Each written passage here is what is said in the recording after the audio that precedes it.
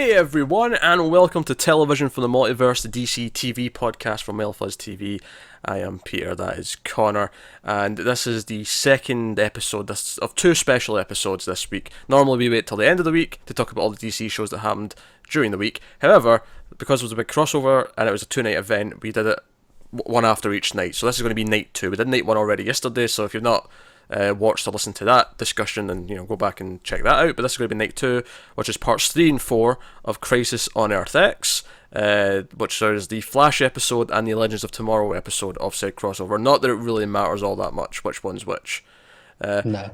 I mean, there's some things like, the Legend characters, the ones that were missing before, okay, they technically aren't around until the Legends episode, but then there's other things where, like, a main couple from the Flash, like, get married on the episode of Legends. Like the Legends one, I can tell you it's the Legends episode, like, because of those things. Like, there's the Legends characters are here now. It doesn't feel focused in them specifically, though. No, it doesn't. Yeah. But I know because I'm like they haven't been there all crossover, and then here they are. Whereas the Flash one, because they've been there since the start, and everyone's been involved since the start of this, feels the least noticeable of any of the other episodes of guests. Yeah, same with the Arrow characters, I think. I mean, technically the Arrow characters showed up, the ones that were missing showed up at the end of the Arrow episode, but it wasn't like a big thing, and they were around for the rest of it. Yeah. So there was like whatever. Honestly, the way that the extra Legends characters came in episode 4, it did kind of feel like a comic book event where like some of the backup shows up. It's kind of that page. Typically, like, the thing that always springs to mind is like the Green Lantern choral shot for backup. Like, we'll have an army of Green Lanterns show up, towards the end of the story to help. It always happens. You turn the page and there's a double-page spread of everyone there. Yeah, just arriving to, coming towards Earth. Yeah, just everything's green. So it kind of felt like that, the way they were kind of introduced. It did. But, yes, so we'll go talk about parts 3 and 4. And, obviously, we ended part 2 with our main heroes who were fighting in the concentration camp on Earth X. Supergirl's been taken by the do we have a name for the evil group beyond just the Nazis? Like, I mean specifically, evil Oliver, evil Kara. I mean the trio. Yeah. No, Nah, the evil Trinity. But yeah, so they've taken Kara, and at Star Labs, the Nazis have imprisoned everyone who was there. I mean, Cisco's imprisoned. Mick. The only exception is Iris and Felicity. Yes, so that's where we ended part 2 on. So we come into part 3, and part 3 was very much, I mean, obviously there was other stuff going on, but it was, in terms of like this overall structure, it was very much this is our heroes trapped in Earth X, and how do they get back? Yeah. Rather convenient that Cisco was knocked out for all this, or locked up, because he's the one who could just open portals to places. Yeah. But here we are. So, no, I'll say this, I do think that, I don't know how far I expect them to go with hitting on certain things, but they, in the concentration camp, and they're like, nah, those stickers are because they're Jewish, those stickers are because they're gay. Like, they were very, I mean, they didn't spell it out quite like that, but they were very open about what everything meant, and it was kind of, I don't know, I was like, okay, this actually feels sufficiently dark. Like, I wasn't necessarily expecting them to go this. It does, because obviously you meet one of the new characters, and they ask, what you in there? And he just goes, I love the wrong person. And it's like, okay. And obviously, a nice little touch there, it cuts to Sarah and Alex's reaction to that. Yeah. And they kind of look at each other. So you get... so it plays off that really well. In fact, the big thing it plays off well with them later... Now, obviously, we've never been a big fan of Laurel and anything that she's ever had plot-wise in Arrow. But the one good thing that's came out of it, at least in this crossover, is the idea that when Alex is like determined to save Kara, she doesn't want to lose her sister. Like, Sarah has weird experience here where she's actually lost a sister, and very specific. It's weird because I hate to, because I know this will piss off a lot of people, but Laurel's death is the best thing that's ever happened to her. Oh yeah, because Black Siren's way better than Laurel ever was. Yeah, I'm enjoying the new Dinah more. Mm-hmm. And also everything they did for Sarah, last season on Legends with her going after Dark and all that stuff, that was the really good stuff for her. And then we get moments like this. Like, all of this has been way better than anything when she was alive. I absolutely agree. Do you remember that addiction plotline in season 2 of Arrow? Don't. I try not to. Like, and that's the season everyone says was great, and the Deathstroke stuff was good, sure, but like, I still think that is a great season, but it has problems. There were faults. Not a perfect season. There were faults in there. So, but no, so I like that, and so you have all the characters. They're kind of discovering this up, and then that's when Lance shows up, evil Nazi Lance, who, quite rightly, and I was actually kind of laughing just because he comes up to Sarah and he's like, "Oh, I had a daughter look like you, and she had similar ideas. Oh, I put her down, blah blah blah." And I was actually thinking during this whole conversation, like, you know, we've had an insane number of Lance deaths, doppelgangers, evil versions. Like this family has so many like split trees in terms of all the different versions we've had of everyone. It does. You know, I think it's madness. The Lanches are the multiversal linchpins. Yeah. I actually, I know we're not going to get it, but I almost want like all the episodes back next week of all the shows. I kind of want all the characters who weren't around to find out about their other versions of themselves that they're into. Like I want Oliver to go up to Lance and be like, "Hey, by the way, I met the Nazi version of you." He could do that actually. You think? He could. Well, you think he's going to be down on himself? He's like, "Hey, you're not that bad. I met the Nazi version of you, and he was a right dick." Yeah, it's not out of the realms of possibilities, all. Okay. Although that said, I am expecting somehow Win has to find out about Win General has to Shot. know, yes. Yeah, like so we get the leader of the Resistance is Win from Earth X, and that was such a great surprise 'cause I had no idea he was involved in the crossover. yeah, I had no idea either. Alex having to take orders for him and beg him to make a call was kind of phenomenal, and I almost hope that even if they don't mention it specifically, I just kind of hope that next episode, like he says something and she says some not yes sir, like she wouldn't go that far, but like just has a moment where she reacts differently because she's encountered like Boss Win. I can see her telling him and him playing it off, but pretending to give some orders. Actually, now, if I was to make a prediction as to how he's going to find out, she's told Kara because she thought, oh, Kara will think this is interesting, but she'll tell Kara not to tell him, but then Kara will anyway because she'll think it's funny, and then that's who will win. Because I think Alex will be annoyed that Win knows. Oh yeah, definitely, because he'll have fun with it. That's my guess right now. Yeah. But so we get the Resistance. We obviously Citizen Cold comes in and saves them all. Again, very dark moment before he does though. Like, they're actually lined up at the big mass grave. Yeah, about to be executed. Yeah, they try to like fight back, but their collars just shocked them all. No chance. So Cold shows up, saves them all. Ray gets his collar off. He uses his power, and from here on out, I'm going to refer to the Atom as the Atom and not Ray, just to avoid confusion, because now we have a character called Ray, who's also the Ray, as someone actually points that out. I'm glad that's brought up, because that's always been something that's been something that's bugged me in the past. I think if you listen to comics on the Multiverse, I'm sure we mentioned it on there when that one shot came out. Yeah, no, I think we did. So so. I'm glad. I mean, you don't have to do anything about it, but yeah, just reference it, point out that that's a bit silly, and just move on with your lives. That's fine. So now they'll take him back to the base, which is actually the Arrow like base, but it's all kind of like not post-apocalyptic, but it doesn't look as fancy as the Arrow cave. It's more, run down and like sort of we're hiding, we're off grid, all that kind of thing. So Citizen Cold's gay. He's actually in a relationship with the Ray. So that's an interesting thing. It's actually, I mean, Wentworth Miller himself is gay, so I bet he had fun. Both of them are. Well, I knew the Ray was, but like he was cast specifically because like he's a big gay character, so it was like a newsworthy thing. Oh no, we've got a homosexual actor to play this character. Whereas obviously Wentworth Miller had been cast as Snart ages ago, and he was just Snart. Yeah. But I'm just saying it must have been fun for like after all these years to like there's a gay version of Cold for you to play. Yeah, it was nice, and I think that's new because obviously Citizen Cold is from Flashpoint in the comics, and I don't think there was anything about him being gay in that. Not that I had a lot of time to touch on that sort of thing. I'm pretty sure I read that miniseries, but it's been so goddamn long. Yeah, I don't recall it though, like being the thing. I don't remember it, but it's a fine touch. Yeah.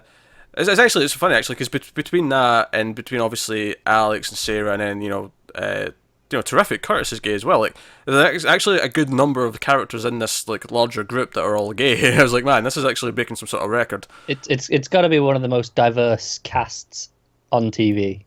It has to be. It's kind of funny actually. I don't know who tweeted this. I don't know where I saw this, but it was something about it was about Infinity War. The trailer came out today and the movie was coming out, and one of the official accounts put out, Avengers Infinity War will have something you've never seen in a Marvel movie before, and someone just replied to it saying a gay person, and I'm like, I was just sort of sitting going, can I think of one from any of the Marvel movies? I don't know if I can. Just in contrast with this, I where, saw a highly amusing tweet on those lines where someone said, "Oh, I keep seeing everyone talking about Cap's beard, but I don't see Peggy Carter anywhere."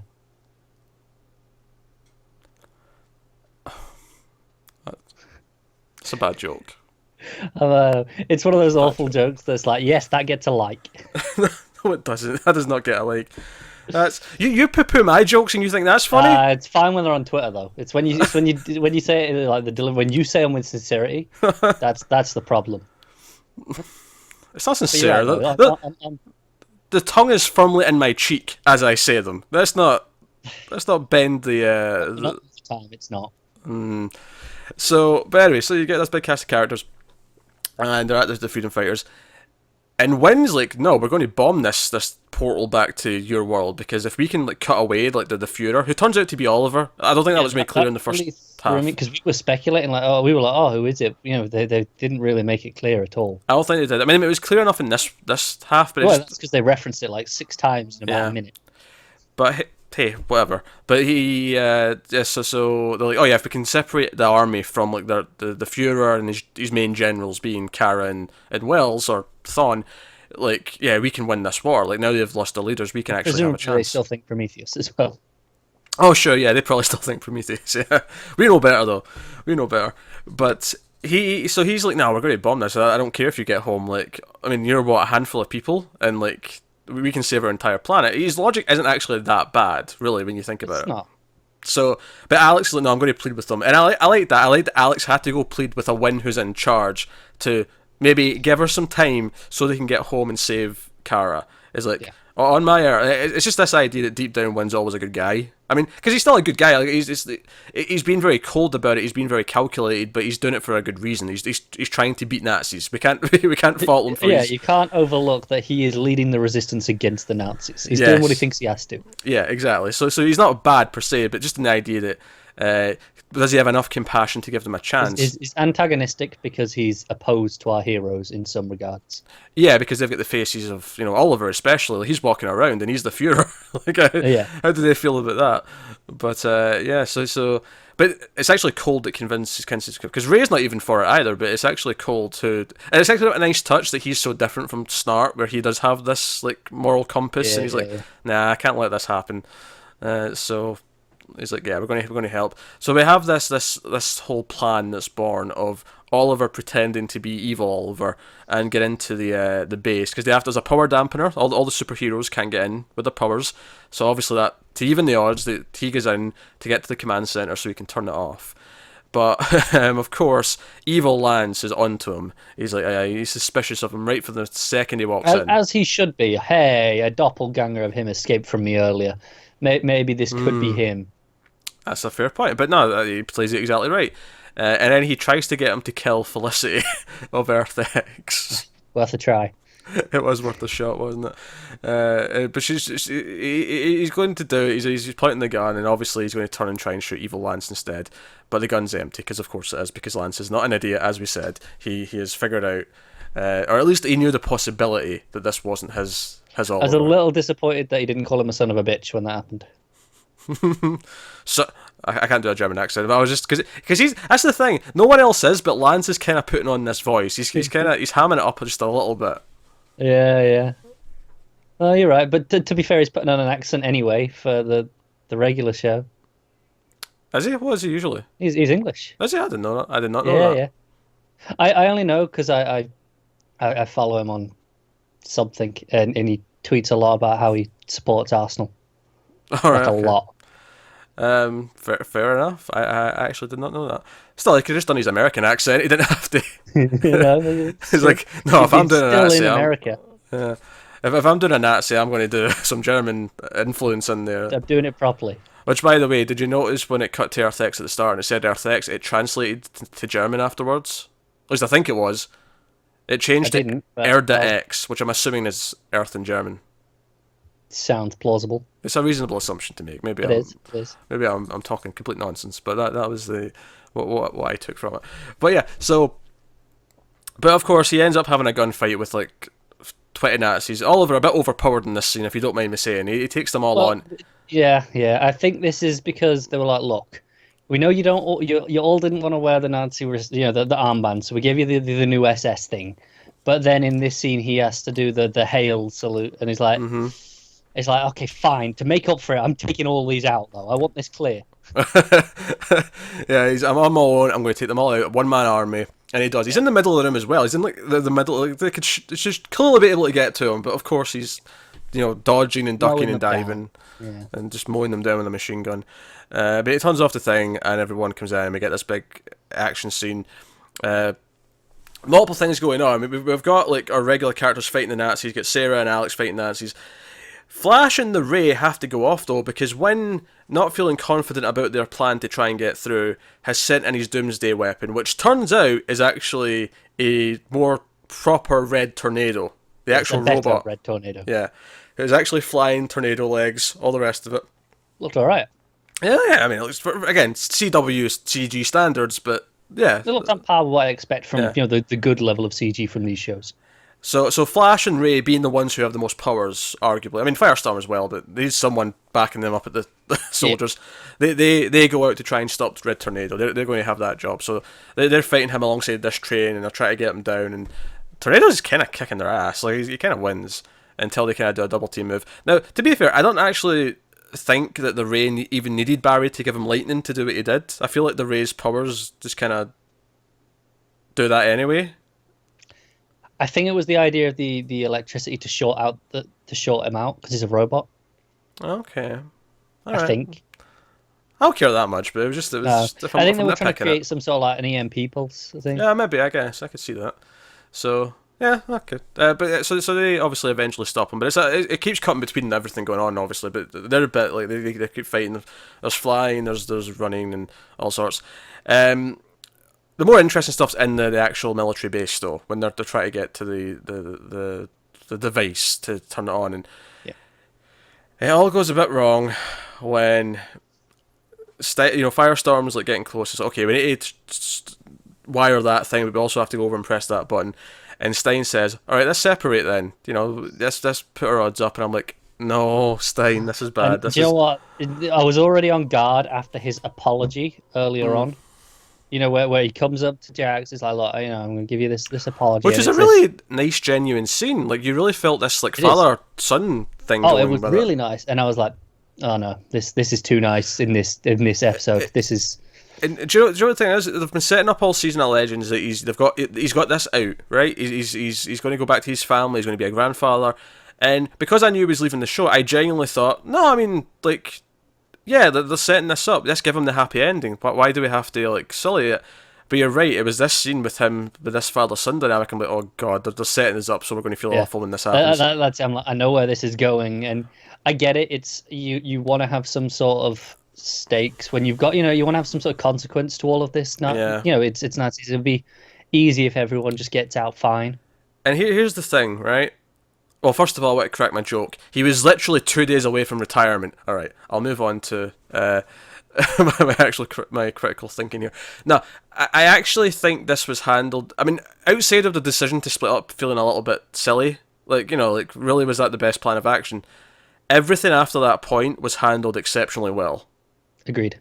It was not that we need a reason to hate Nazis more. But Stein getting shot as because this is the thing. So Jax goes to his thing first. He rewires it, and then he gets pinned down. He's in this little sort of circular. There's computer consoles around him, and this truck's riding around, shooting into him, and he keeps having to move to try and dodge. He's really pinned down. He's it feels like a matter of time before he doesn't have the energy to keep doing it, and he'll get shot. Stein takes his chance. He runs for the big lever he has to pull. And as he's running, he gets shot in the back, and he goes down. This is actually the cliffhanger at the end of the episode, but I'm going to go into the start of the next one a little bit, just to keep this as one scene.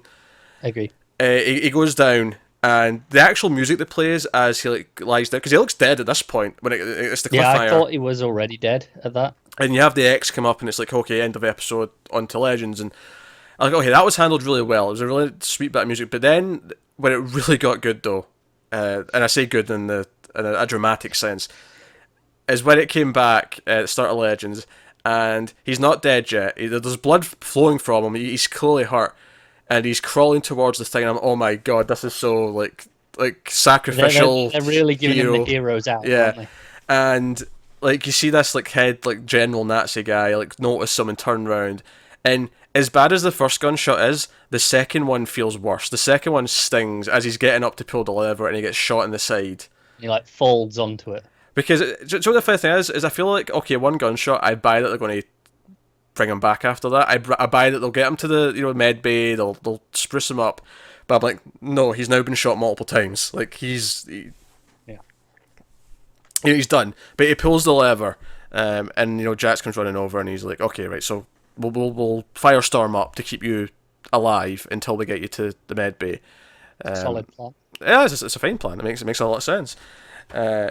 But hey, so that was the whole thing. But no, I thought his hero crawl and getting shot again, and everyone reacting to it. Jax shouting no as he goes down the first time. Yeah, great, well done. It was. Yeah, this is his father, his surrogate father. It just went down, and you felt it. I think all that stuff was really well handled. There's more well handled stuff later, but we'll get to that. And you mentioned how we don't really need a reason to hate Nazis because they're Nazis. But and the same goes for all our characters. But this just adds, that extra personal dynamic. It's like, okay, before it was just because you're Nazis, and that's what we do against Nazis. But now it's, oh no, that was our friend. Because it's like you say, there has to be consequence to all these Nazis doing things. If there's zero scrapes or bruises after this, it feels kind of like it was a bit of a whimper in the sense that, yeah, they felt menacing, but ultimately they didn't actually have much threat. But because they killed one of them now, it's like, no, like, this is why we fear Nazis, because this is what they will do. And it's one of those where, just from an outside perspective, it makes sense for it to be done, because I think, he wanted to get off the show anyway, so let's give him a good exit.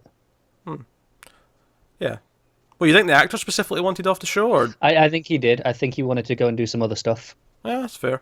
But no, that was really, really well handled. But before we go into the rest of to the next episode, let's go back and look at the other stuff that happened in the Flash episode with the other characters. So you had. I'm glad that Felicity dropped a Die Hard reference, because I was getting some Die Hard feels from them. The ridiculously big air vents, might I add, huge air vents. Yep.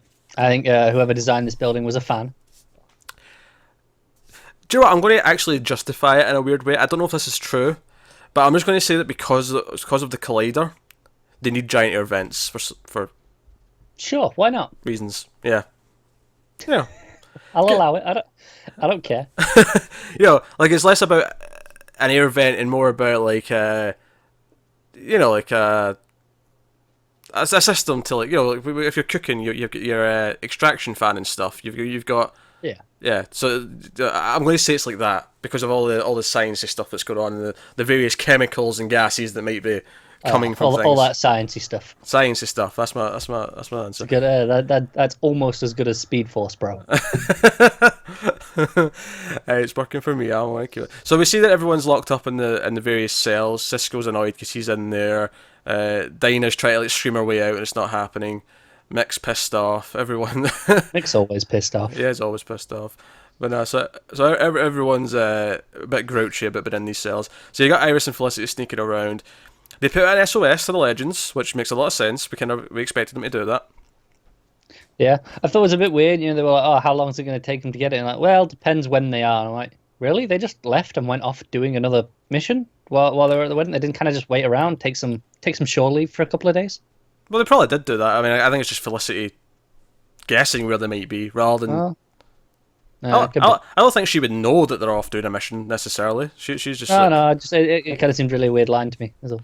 Yeah, but that's so they do that, and they actually have a little badass moment where the two guards come and attack them, and the Iris like kicks the steam thing, and like they take their guns off of them. They get a little moment. This is nice. Gives them some badass. That's cool. Yeah. Badass things. But of course they do eventually get caught. They're actually running out when they actually grab Kara at one point. And they get her out, and they're taking her to the elevator, but then Metallo is waiting for them, very Terminator style, which is referenced heavily at the start of the next episode. Mm-hmm.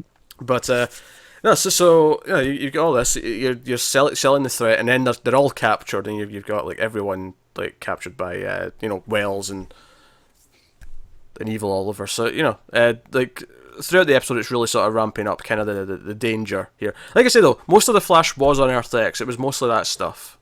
Yeah, like I said, there was these bits they kept cutting to, but that was just kind of okay. We'll cut to this so it's ready for next episode. That's Yeah. not really what we're doing this episode. Yeah, there was one good scene with evil Kara talking to Kara and just kind of like, "Oh, you're pathetic and weak.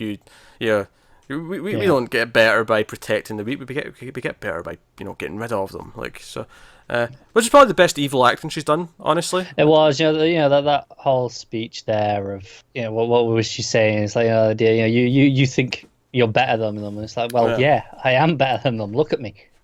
yeah. Yeah, it almost hurt a little bit to hear her say, "Oh, look at me, I'm Aryan. Like, I got blonde and blue eyes, and like I'm also Yeah, yeah. superhuman." Like, so yeah, I mean, it worked. So no, because the reason why I'm realizing that most of this was in the next episode because I almost kept saying, okay, then this happens. No, that didn't happen this episode. That wouldn't have happened in the Yeah. next one. So I guess with that we'll move straight on to the Legends half of this where.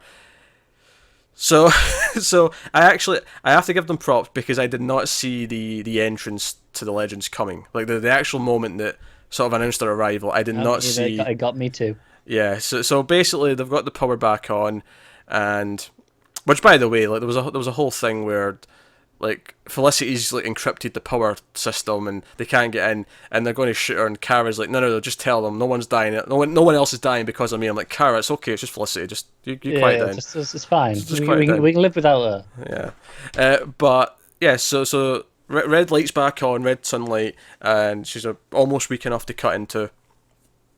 And Thornwell's knife is going down. He's like, "All right, you need to be awake for this. Sorry." And he's like, "Wait, I can't quite do it." And because as soon as he couldn't do it, I was thinking, "Oh well, maybe she's not as weak as they think she is yet. Like they have to have more, just to stall it more time before the other heroes show That's up." what I was thinking too. Yeah. But instead, it just cuts to like little Atom holding the knife, like, just on her like neck, just like nah, sorry, and then he grows up and blasts everyone, has his moment. And this is actually one of the things about the crossovers is sometimes they go all out with some of the characters where it becomes a problem in the regular shows where, like in a minute when he's in the hallway with them and he uses his big hand, and I'm like, Yep. yeah, what's the reason going to be for the next like 10 episodes of Legends? He's never done that. No. What is it like? I think he's only really gone big like the once, really, that I can think of. Yeah, he grew that big. What, maybe twice, but certainly that one big episode where he grew big to fight the giant robot. Like that was a big thing, right? That was when he did it. But yeah, I don't think he's ever just done one body part before. That is definitely a new thing, right? Yeah, definitely. So, but no, it was a good moment. It was great. Obviously, Zari and Amaya are down here as well. They're storming through and rescuing people in cells and whatnot. And we get the 10-on-1 Terminator fight with Metallo. Lots of beams of light. Lots of beams, sonic screams, everything. Because you just have Metallo in the middle and just lights from like in a circle around him, like that. That's all it is at one point. It was really simple, but it was a nice visual because eventually the head popped up and it was a nice little touch. So that's all them. So they've got that. Meanwhile, of course, because of what Stein did, all the other characters came through the portal, so they're back as well. We have another standoff yet again where Felicity's in danger. Yeah. Right? So, Kara's all weak. I know what, I'm going to give props to Felicity because she steps in front of Kara to protect her. I'm like, okay, yes, you be the shield. I approve of this. And then she gives the most cringeworthy speech ever. Go on. Oh, the whole thing of this is our Earth and we're gonna stop you and the whole thing coming from her is like you're not doing anything. You sit at a computer. You're not the one stopping them. I can't even hate this that much. I have Felicity hate, but I'm saving it for the last 5 minutes. I know. I hate that more, but I really didn't like this scene. Like this really stood out. I was like, that's the stand-up speech of that no one really gives anywhere else. Yeah, she gets to make the speech to the bad guys, but that's when regular Oliver has evil Kara by the throat, and I'm like, it's all right, evil Oliver, just shoot Felicity, it's fine, just fire an arrow at her. It was fine. We'll live. We'll get past it. We'll get past it. But everyone basically evacuates onto the Wave Rider, and the episode from here is basically broke down into what I'll say is 3 main segments.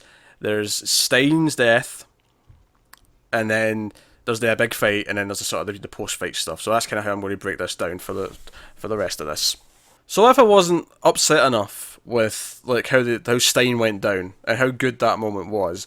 They decided to torture me just that little bit more with how they handled the rest of his death, which again I think was mostly very well handled, and it was given the weight that it should have had.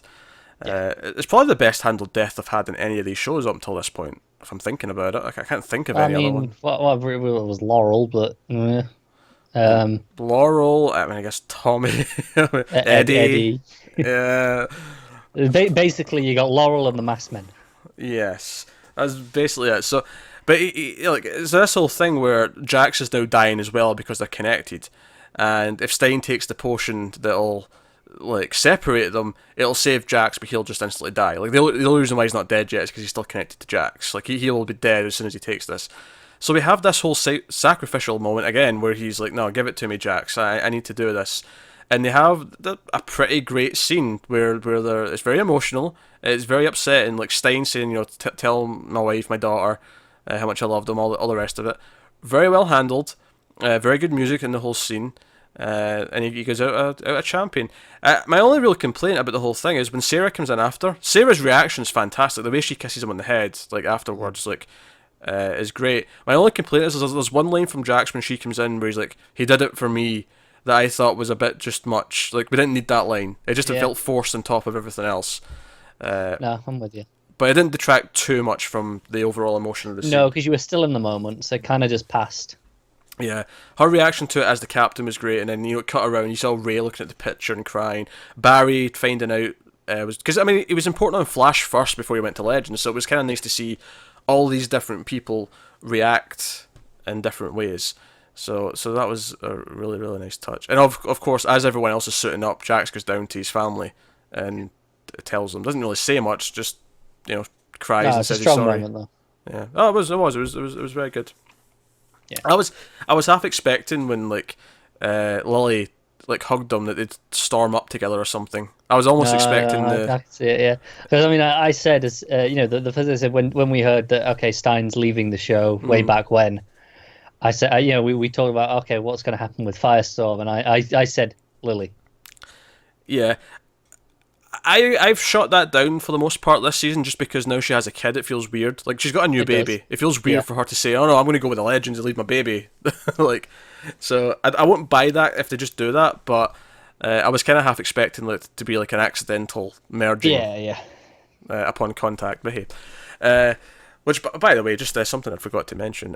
When Kara was on the operating table, those teasing bastards. She mentioned Superman, and he's like, "Oh, I've fought him before, and I'm faster than he is." And I'm like, "Oh, you teasing cocksuckers!" Yeah. Like, God damn he's it. Fast. I'm faster. I'm like, oh my God, right. We're never gonna see it, but I need to. Oh, maybe no. Reverse Flash needs to show up on Supergirl now. I mean, he was on Earth X. He can go between Earths. Yeah, we can. Yeah. So he can go to Supergirl's Earth. I need that now. I still want Superman in a crossover, but next year. I'll take Superman versus Reverse Flash. Oh yeah, I will happily take that. I am excited to get the possibility of Superman and Reverse Flash. That should be pretty cool. But yeah, so they all set up. Zari's got an outfit. She's like, I didn't want to be left out. Was basically her excuse. It kind of matches Amaya's a little bit. It's got a similar kind of colour scheme to it, which I guess makes sense. I mean, it's mostly black, though. It's got that sort of hint of yellow, though, which I guess ties into the whole Black Adam sort of that's what I was origin. going to say. It was playing in more to that for me. But the thing is, though, is that they're connected or more to Amaya in the show. Like, their powers are connected. They've got this destiny together. So I feel like it's kind of meant to be taken that way. I think it's supposed to be, but it's a nice thing for, okay, if you know who she is, then it's this. Yeah.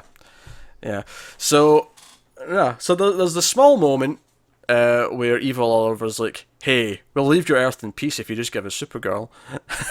And Oliver's like, "Yeah, we're not going to do that. Piss off. That's just not happening. Go away." So we get into this final fight, and we have this ridiculous number of characters on the Wave Rider, all geared up. Right, it's a stupid amount. It's a stupid amount of people. It's okay. We have to do this fight. I like how Sarah kind of comes in and takes the lead off Oliver and sort of makes the final captain call. I like the moment where Oliver asks Sarah if she's all right, and about Stein. She goes, "I'll cry at the funeral. Not got time for that now." Yeah, because she's the leader. She exactly. She's like, "No, I'm sad, but that's that's not what we can focus on right now. So yeah, so you got everyone geared up, everyone's ready to go. And obviously, there was teasing throughout the previous episode about this doomsday machine that the bad guys have got, which turned out to be the Nazi Wave Rider. What did they call it? It was like the... Something Rider still. Was it the Wells Rider? It sounded like that when they said it. Can't remember. But, yeah, so they've got their own Wave Rider. And they've even got an evil version of Gideon who's all red, because of course they do. Yep. Yeah. But we know we're on a countdown. We know Supergirl's, or Overgirl rather, is like dying. She's got like hours, if that, to live. And that when she dies, she's going to go supernova, and the explosion will take out, like, what was it, the entire West Coast or something like that. It's something stupid, yeah. Yeah, it was like some giant explosion. So we've got this. It was kind of funny how, okay, we've kind of defeated their plans. Like, we're not really in danger of them winning and taking over the Earth anymore. This is just about stopping still this. the nuclear option here. Yeah. So we get kind of what everything was building up to. We have like most of the heroes in a line, and I remember seeing that photo of them all in the line and thinking, "Oh, where's Supergirl?" Before this comes, I'm looking at it going, why is Nate in the middle?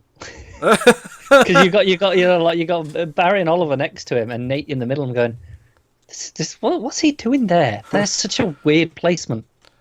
Which also reminds me, when he shows up to get people out of their cells, I really liked Mick going, "I knew I could count on you, pretty face."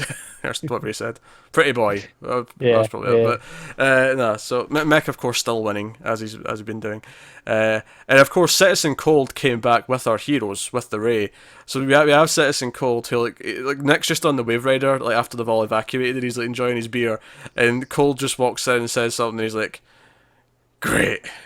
The ghost is back." He's like... He's getting his head. Not ghost. Which, by the way, can I just say, it's nice to finally see him in the actual Captain Cold glasses, the goggles. It is, isn't it?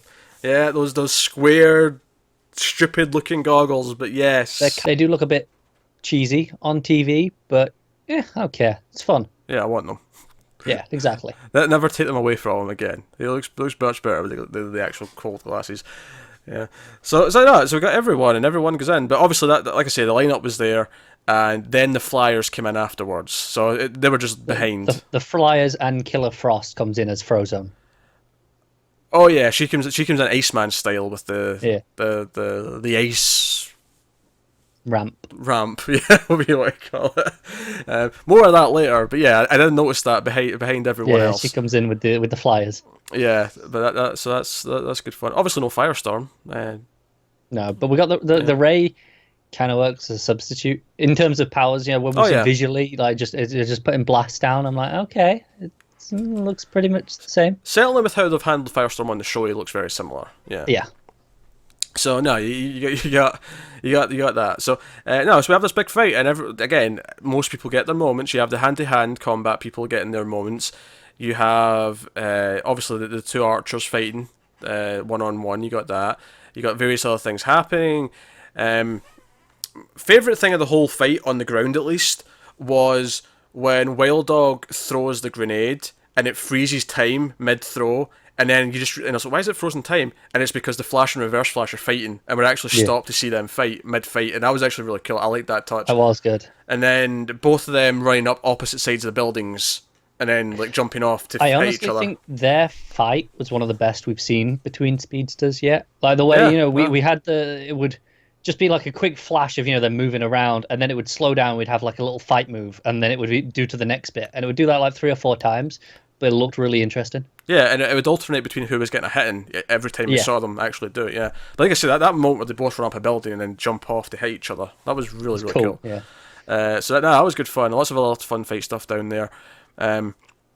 Meanwhile, up in the sky, so you've got the two Wave Riders, like basically in a dogfight. Cisco's riding the Wave Rider. You've got the techies on support. You got Iris and Felicity and whoever else is still on there, and it's like, all right, so they've got shields. We can't get in. We need to disable those shields, though. Someone's going to have to actually go in. So Supergirl, because we need a big gun, and Supergirl goes off to fly over. Because it's just that I'm already on it. Yeah, Overgirl's still in her ship, and Supergirl, quality Superman 2 reference, just folds her arms and says, "Can I see you outside, General?" Which I believe, I think I'm getting it slightly wrong, but it's basically it's the same line from Superman 2 that Superman says to Zod. Really, really nice touch.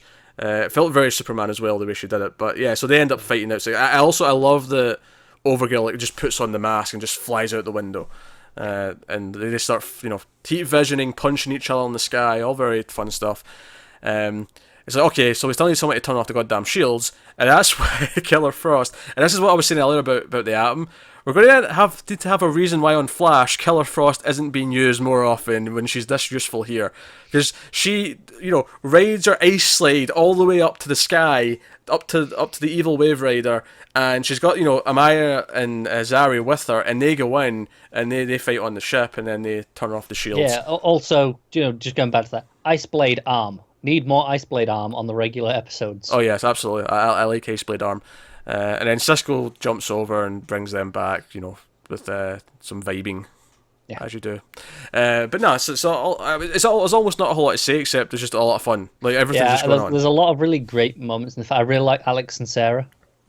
Their teamwork with the rifles, and they're a lot of fun together down on the ground. Yeah, I think the whole thing kind of, it really, like, because obviously we'd already had the big fight at the end of episode 1, we'd had some big fights in episode 2. You're waiting for the one with, okay, there's the one to cap it off. Yeah, and I think it does for the most part, but I think, I wouldn't necessarily say it's my favourite, but I think what it does well is that it does different things than it did before. Like, everything feels like an evolution of what we've already seen. I think the thing was, for the one in the church, which was, the first main big fight, it was mostly people just working on their own, doing their own thing. A couple of exceptions, like Oliver asking Cisco to breach him, but for the most part, they were doing their own thing. Whereas here, there was a lot of pairings and teamwork going on. Yeah, you had Terrific throwing the T-sphere with Atom on it. Which he doesn't have to do that, because Atom can fly. That was the thing, where he kind of just jumps off it and flies off halfway through, and Blast was like, why did you need the jump start? Like, but whatever, fine, look cool. Yeah, no, that's fine. Maybe it's just so they didn't see him coming. Again, not that we'd... He's tiny, so... Yeah, not that we'd see him coming anyway, so my logic is whatever, but hey, regardless, it was mostly pretty fun. Effects were mostly good fun as well. It never really took me out of it. Like we say... There was no Oliver web swinging. No. If anything, the weakest it got was maybe in the Red Tornado stuff. That was maybe where it was the most iffy. Yeah, I think it was maybe the sequence where the ray catches Flash when Flash is falling. It kind of does that close up in as he grabs him, and they go flying a little bit. Yeah. That one looked a little bit ropey. Yeah, but no. So save the day. So it's Overgirl's about to blow. Supergirl does the classic thing, flying her into the sky. Of course, Wells has to up and away. Yes, very good, Wells, very good. I like the way he thinks. He's like, should I say this? Do I really gonna say it? Okay, I'm saying it. So she flies up into kind of like space and falls back down. So we get this was almost very the Avengers kind of moment, because I was expecting the entire time I was expecting Barry to run up a building and like jump over and catch her. Yeah. I was expecting something like that, and I actually thought she just hit the ground until the dust cleared. And then it was like just, Nate was just holding her, and he cracks his stupid, joke about took a Man of Steel to catch the Girl of Steel. Now, I don't actually think she needed to be caught for her sake. I think it was more about the destruction to the, probably around her when she landed that would have been the problem. Yeah. Probably a bigger crater and maybe an earthquake or something. Also, I'd have really liked it to sit up and go, "You're not the real Man of Steel." Yeah, but maybe not that. That's a bit shit. But but just the referencing it. Yeah, like maybe just going, hey, you better let my cousin catch you using that name or something like that. Yeah. I don't know. But no, it was a fun. It gave Nate a big moment, which is nice. Like, because obviously Nate and a couple of the other legends hadn't shown up until this episode. Ray got a good entrance, a couple of good big moments with his hand and whatnot. This was kind of Nate's kind of, hey, Nate got a cool. Yeah, he had a couple of nice moments here or there just in the fight because. Yeah. Yeah, well, there was a lot of just when it was panning around at the start, there was a lot of just that's a cool little sequence. And of course, as Overgirl blew up, evil Oliver sort of turns around, he's on his knees, he's like no, and our Oliver's behind him, just ready. He's just got the arrow, he's ready to shoot him in the back, and evil Oliver stands up and says, "I'm going to kill you," and turns around and immediately just gets shot in the heart. And it's oh, that was cold. And I do like it though, because towards the end of episode 2, Oliver did say to him, "I'm going to kill you." He lived up to his promise. So, one of the few times we don't begrudge him being a killer. No, I'm okay with the Nazis. I think. Yes, especially as then this is the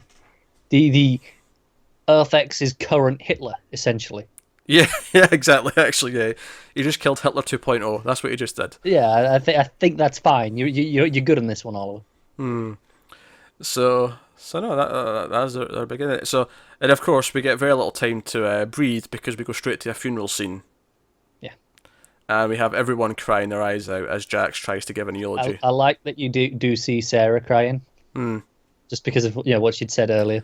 Yeah, I think everyone does. In fact, I love Mick like wipes a tear, and Citizen calls like, "Hey, yeah, let it out, big guy." He's like, "Allergies," and just walks away. Yeah. Even in this moment, he can't just be honest about He's it. classic Mick. That's classic Mick. But everyone, I like that Flash gets a nice moment as he like puts in the dirt. Like, the ones who mean the most Yeah. to Stein all get a little moment here, and it's nice. So everyone's leaving. Alex is like, okay, I'll take your advice about Maggie, because that was the other thing in the scene with the whole heart to heart about losing your sister. Like she talked to her about, oh, I've had a Maggie as well, and you have to kind of, maybe trust your gut. Like the choice you made was right. You're having cold feet now about what you made or what the choice you made, but maybe trust yourself that you made the right call. So they have a nice little moment. So it makes it more than just more than just a little fling. It actually gives it a little bit of weight.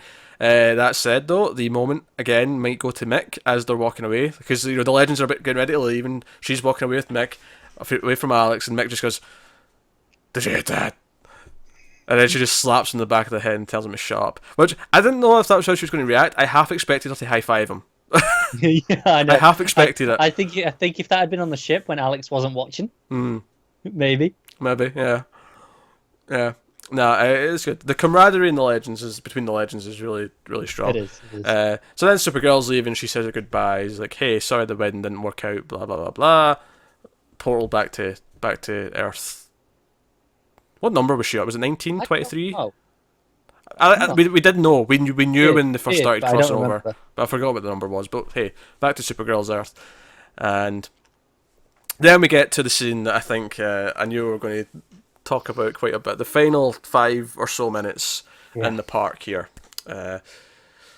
where basically Barry and Iris are saying, "Hey, look, we already did most of the wedding. I think we're just going to make it official, but we're not going to have another big ceremony or anything like that. We're just going to go and get justice of the peace, make it official, get the paperwork, and just be married. Like, we've done the rest of it."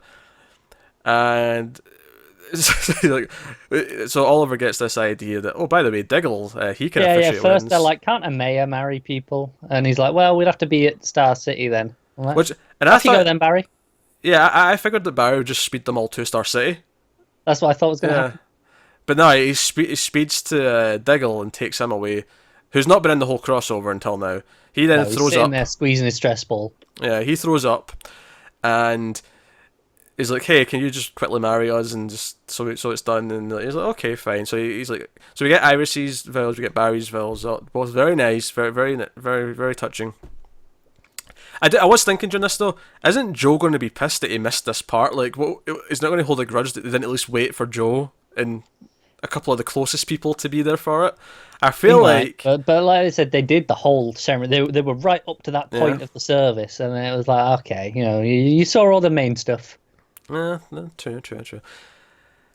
And then, like, honestly, a lot of the criticisms and negativity about Felicity, honestly, we kind of, we play a bit of a character, we overhype it a little bit. It's a bias, isn't it? It's more of a running joke than anything else, than it's actually hate. Like, it's whatever. Like, yeah, she's annoying at times, but it's more because of the plot she's involved in. That's why she's been annoying, and it's not an actual hatred of the character per se. We play it up, we have a bit of fun with it, but honestly, when she interrupts their wedding, I'm like, what? What do you are a bitch. No, you, like... Let them have their moment. And, because this is the thing, so basically, it goes on to, like, she's, no, Oliver, let's get married, will you marry me? And it's like, she changes her mind, after the last 3 episodes, no, I don't want to get married. Changed her mind, it's like, this is fine, whatever. Wait 2 minutes, wait 60 seconds even, until they've said I do and kiss, and then do this part. Do not, it's so rude. Like, it really is. Like, why would you upstage their moment? This is supposed to be their moment. And you've just gone, no, this is our moment now. If I were Iris or Barry, I would be livid at her right now. Livid. She took away the moment where they were about to kiss and say "I do," and put the spotlight on her. Yeah. What? No. No. Yeah. It's just not on. It's unacceptable. Oh my god. Basic human common decency. Just don't do that. Let them have their moment. It's that simple. Let them have and instead they share their moment in this weird double wedding, which I'm not even sure is official. Like, is this even like? Can you do this? They didn't sign any papers. Well, I'm assuming they're going down to the courthouse or whatever to do just that afterwards. But there's just the idea of having, like, saying, kiss the braids and having them both do it at the same time. I feel like this feels wishy-washy to me. It does, and more importantly, just don't do it. It's very TV, as well. It is. No one does this, but whatever. No one's that selfish. But like, how? This is like someone announcing their engagement, and then you running in and announcing it at the middle of their party, just to upstage the person who's celebrating. It is, it's when someone comes in to say they're pregnant, and then you get down and propose to someone else at that room, just to take it off them. Yeah, just because the spotlight has to be on us. Look, and I get it. I get that Felicity watching these vows and watching them, get married and be happy.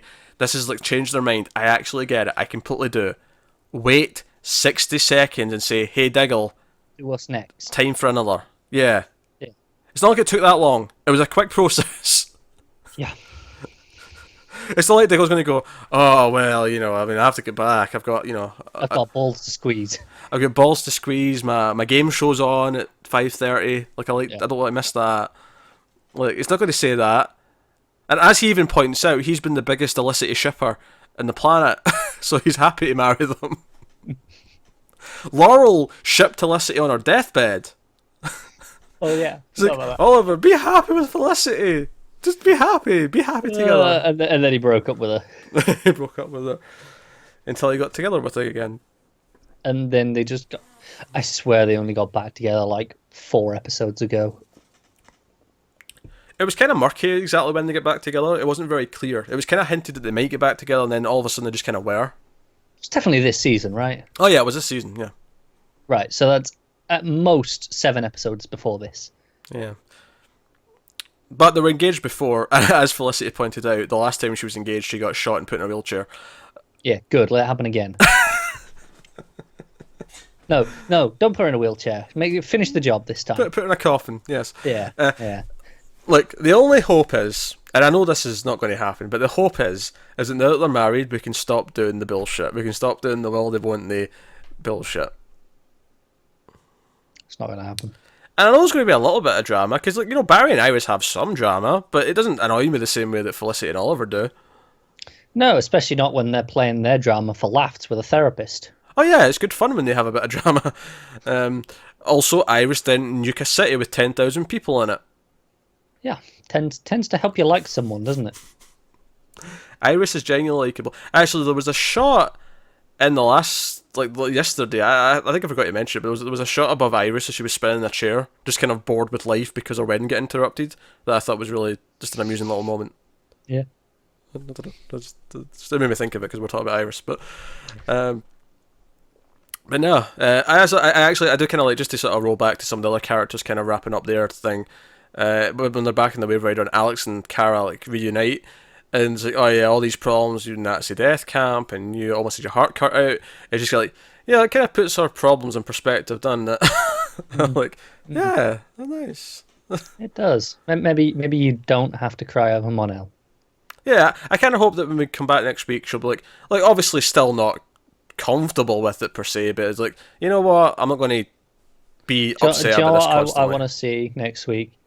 I want to see a YouTube roundup of reactions to people who didn't watch the crossover, who just only watch one show typically. I want to see their reaction to like what the hell's going on. I feel like if you only watch one show, you probably went out of your way to watch the whole crossover. You probably did, but just for hypothetically, people who didn't, I want to see the reactions next week.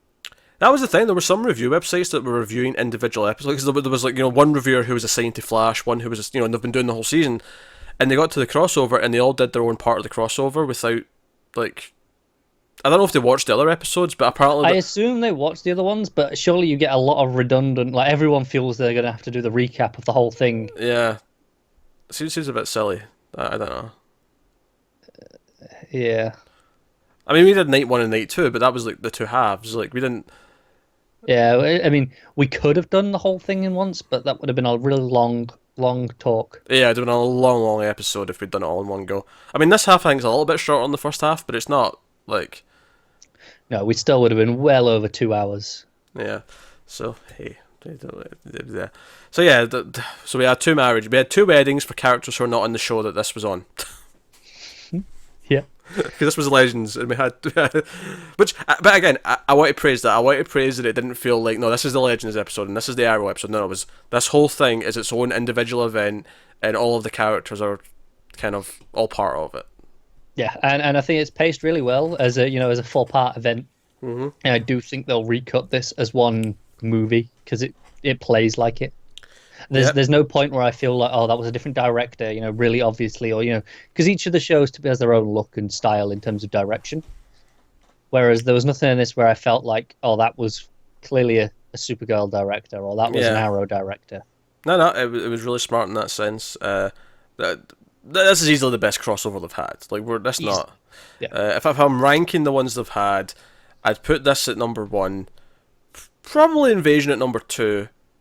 Although arguably that first one where Flash was on Supergirl, that could fight that one actually. I don't know. For me, it's this, the musical one. Yeah. I'm thinking. I'm down to the same 2 you were just on. I'm like.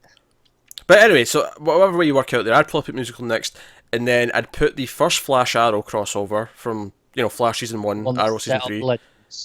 No, that's last. Oh, okay. There was one before that? Yeah. Oh, yeah, there was. The first one. Yeah. I'm forgetting about that one. Oh, yeah, the Vandal Savage one is easily the last. That's easily the weakest. Definitely. Easily. So, yeah. Done deal. There you go. I guess the big question is, what do we do next year? How do we top it again? Actual crisis. We've done Alien Invasion. We've done Evil Doppelgangers from another Earth. Do we do Injustice League? Do we have Reverse Flash again? But he gets Grodd. He gets who else could he get from various shows? I mean Merlin, I suppose, if he's alive. I guess because they kind of did little bits of that with this, in the idea that we had an evil Supergirl, we had an evil Flash figure, we had an evil Archer, and we had the Legion of Doom and Legends last year. So it does kind of feel like we've tread that water, kind of, without really doing the main part of it. Yeah. But yeah, I mean, they could do that, or it could be an actual crisis. I don't know. I feel like next year, though, it can't be someone from a different Earth, though. I feel like it has to be again something a bit different. I feel like next year it's not going to be let's save our Earth or save this Earth. It's going to be all right. We've got to save the multiverse. Save the multiverse or a different planet, maybe. I mean, hell, did they let them just use Darkseid? Do you know what? I can see it. I mean, I don't know. Why not? But then again, the crossovers they've picked to adapt from the comics have all been relatively smaller ones. They have. I mean, let's not forget they did let Smallville use Darkseid in some capacity. So that's true. Darkseid's not off the table. I guess he's not. I mean, Darkseid, not Steppenwolf. Stay away from Steppenwolf. The movies have got that covered. It's fine. No one wants that. We don't be Steppenwolf. Or have Steppenwolf and have his head come off in 2 minutes. And then have someone go, well, he was dead easy. So I don't know what to do, but I'm excited for whatever it's going to be, because I expect after this one I'm pumped for whatever it is. Some things I'm a little surprised. I'm a little surprised that the Ray went back to Earth X and Cold stayed. Especially since we know Cold is leaving for good, or Wentworth Miller's leaving for good. So now, actually, I was so confused by that scene where he decided to stick around in Earth 1. that I went back and looked at the articles about him leaving. Now, it did He said actually... he's filming his last batch of episodes, he said, didn't he? Yeah, he said he was he'd have his final appearances on both Flash and Legends this year, so he's still got more to do this season. So he's not done after the crossover, but because originally I thought it was, and I was like, I why is he first, but then because he said, oh, I'm on my final batch of episodes, and I thought, well, this is, he's in more than one here. But no, but when he said he's staying, I'm like, but why? You're leaving, and then it threw me off because the Ray's from Earth 1, and he went back to Earth X without him. I'm like, okay. Yeah, the Ray's the one who we could conceivably see more of because he's not announced he's leaving for good. So no, I was actually half expecting him to stick around and be the Firestorm replacement on Legends. Yeah, I could have seen that actually. As it is, I don't know what they're doing with it. Obviously, Jax will still, because even with it as not Firestorm, he's still useful to the team because he's the mechanic. We're going to go through a story of him figuring out his place now. I feel like he's eventually going to get another partner, though. Yeah. I feel that's what probably is going to happen eventually. But even without that, he's still the mechanic. He's the only one who can fix the ship. Everyone else is clueless. So he's still, And let's face it, about 3/4 of the time he's out in the field, he's on his own anyway. That is true. They did that far too much, given what he could be doing with Stein. But hey, but no. So I don't know what they're going to do next year, but I'm excited for the announcement because I'm sure that much like the last 2 years, they'll announce what story they're adapting, and they'll say, here, it's this one. And I wonder if they go bigger this time. I mean, I say bigger, I mean like a bigger story that's more notable. Because I feel like, okay, sure, Invasion and Crisis on Earth X are things, but like I didn't necessarily know them up immediately as soon as they said them. I had to think about it and go look them up. Whereas, more familiar with Invasion for sure. Yeah, because that was his own miniseries. Crisis on Earth X was like a 2-issue story in Justice League of America in the early 70s. So that was a deep cut. Like that wasn't. It was. Yeah, that wasn't like a big event. But I know what you mean. Like in the same way that a lot of the movies typically have used, and this goes for like Marvel movies as well. They play on stories that people are familiar with, whereas these have taken just general ideas, but mostly done their own thing. Yeah, so I wonder. Do we get like going forward? Do they actually make them all have the word crisis in the title? Like every year, it's a crisis of some kind or something like that. I don't know. I can see it. They could, or. I don't know. Let's not forget that original newspaper in the Time Vault where Flash disappears in Crisis. True. And speaking of, we never got any more of the mysterious daughter/granddaughter character. We didn't. So I guess that was just them setting her up for later in the season. Yeah. Maybe Barry does disappear in a Crisis next year or year after. See, I'd be cool with that, except that they've had him disappear like twice now, only to bring him back within like one episode when we came back. Yeah, it'd have to be a permanent leaving next time. Yeah, at least a full season. Yeah. But I mean, like, I need him to be gone. They consider him, he's just gone. Wally is the Flash. Play that for at least a season or two.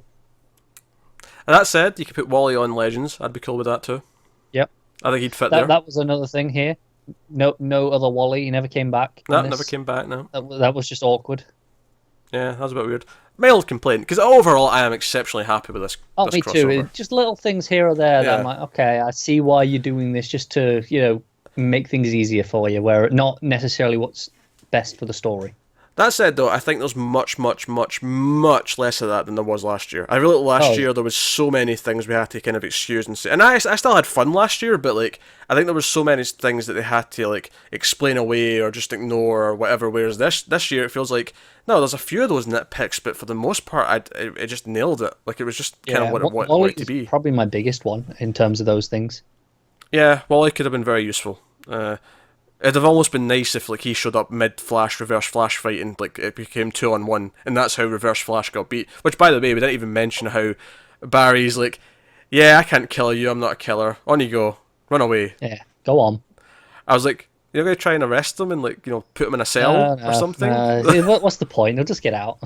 I don't know, I felt and then he goes, I wonder what face I'll be wearing next time we meet. And I'm like, is he going to be in a different disguise next time? We get another actor playing Reverse Flash? Yeah, maybe. I like that part of it. I like the idea that much like the Joker to Batman, he's always around. Like, even no matter how many times you think you've killed him, he'll always be around. Which, by the way, the Atom being like, I thought we dealt with that guy. Aren't you meant to be dead? Yeah. Don't try and think about it, Adam. It will hurt your head. Yeah, so I like that side of it. It's just Barry just being like, yeah, off you run, get out of here. Yeah. It's just kind of like, really? Lucky that Thorne respects the battle. He was like, yeah, all right, I lost, I'll go. Not, Yeah. oh, I'm gonna get you now. Which also reminds me, Citizen Cold, when Ray starts burning people, he's like, you can't just go around burning people. He's like, what did I say, Ray? Right. Yeah, Mick. He's like, you can't just go around burning people. He's like, what do you mean? He's like, haven't you ever heard of due process? So I'm like, oh, this is a different Cold. And Mick just goes, no. Oh, man. I'm looking forward to seeing more of the two of them on Legends, presumably. Yeah, I think again, if you wanted to like give Plastic Man, or not Plastic Man, sorry, Elongated Man. No, rookie mistake there. Dibney, I'm talking about. Like, if it's like just because this fight was happening in Central City, so I feel like this could be the kind of thing where he could just see it in the news and come in and have one moment where he like stretches to save someone, or being like, see Barry, I can be a hero. And then like the building behind him explodes. No one will be in it to get hurt, but the building behind him will explode. Yeah, So exactly. and he'll have caused it, and it'll be like this goofy moment. I don't know. So yeah, minor nitpicks for the most part, but it really, really solid. Really, really happy with it this year. So and no, that's good. So I guess we'll wrap it. Obviously, it's going to be weird because we've already done the episodes this week. It's going to be like a week and a half before our next episode because it'll be the end of the week again next week. But you can look forward to that when we get all the mid-season finales next week, right? Oh, all the mid-season finales. Yeah, there was I think trailers for all of them, but I saw the one for Supergirl. They actually say this is the mid-season finale. This is setting up things for after Christmas kind of thing. So we'll be talking about all those on the next episode, which will be episode 10, I believe. This is episode 9 at the end of next week. Yeah, we threw off our schedule. It was going to happen as soon as they went on a break anyway. It was. So hey ho, but. So we got that, and then obviously once they all go off season, we're going to start doing some old shows as well in the off season.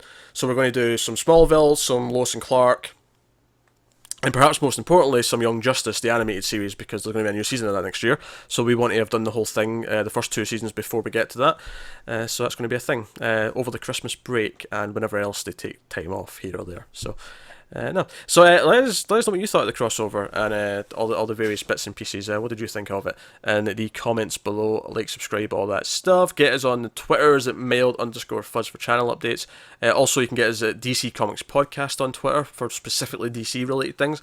But otherwise, that is us. So yeah. Oh, support us on Patreon. I'll usually say that too. Patreon.com/mailfuzztv if you want to support the show and the channel and everything we do. But that is us. So thank you once again. Keep watching TV and superhero shenanigans. I'll try and get this right, because Connor gave me shit after the last episode. Always remember that we sometimes screw up things for the better. Sometimes we screw up things for the better. Things up. Sometimes we screw... I said that there. That's what I said. No, you didn't. The first time I didn't. That time I did, I'm sure. No, you did the same thing both times. Sometimes we screw things up for the better. Nailed it.